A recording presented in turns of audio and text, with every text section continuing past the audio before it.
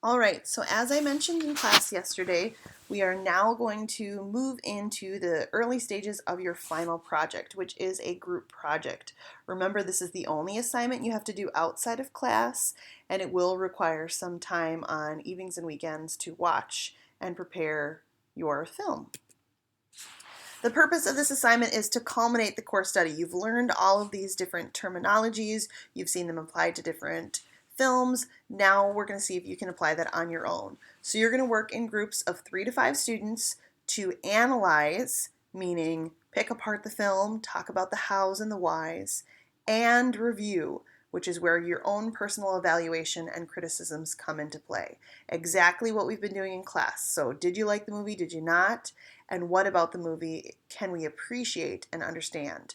Now, the film that you're going to be choosing is from the American Film Institute's Top 100 list, that list we looked at on the very first day of class.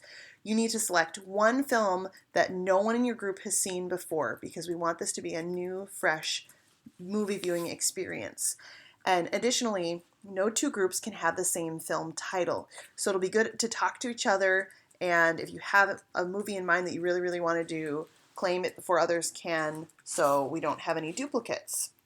If you're looking for a complete list of film choices, you can follow that URL. Otherwise, you can just type in AFI Top 100 on Google and it'll pop up right away.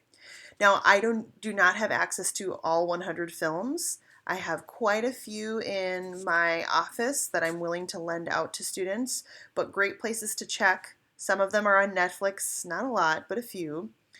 Your local library actually will have a ton of these classic films, and you can always look online to see other streaming options that are available.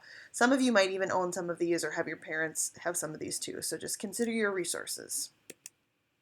All right, the first step. After you select your film, you're going to get together and watch your film. Some groups decide to watch together, some watch separately. It is sometimes helpful to do it together. When you watch, you are going to take notes on the film of your criticisms, positive and negative, and then any points of interest for analysis. So something intriguing about that film and its style and its form. So it could be film form, could be mise-en-scène, cinematography, editing, genre, any number of things. You will hand in one set of notes from your group.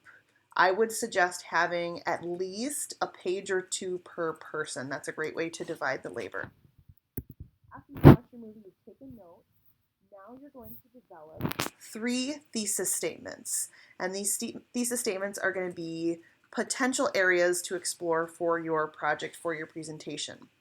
The 2 things that it's going to include are what is your overall impression, that evaluation component, and then you're going to include at least 2 areas of study that we've talked about. So again, film form, mise-en-scène, cinematography, animation, editing, genre, all those things. Genre is something we'll talk about next week, so if you don't know what those terms mean yet, just wait.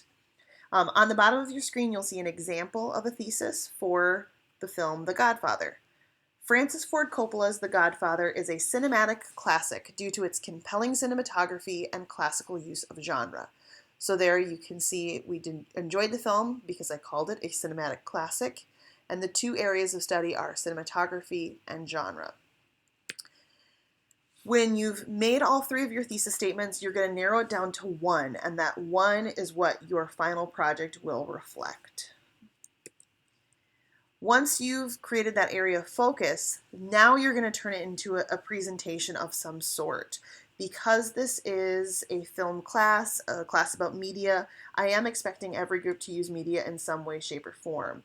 So you could create a video review, either a screencast or an actual video recording. You could make a podcast. You could do a live speech or presentation in class.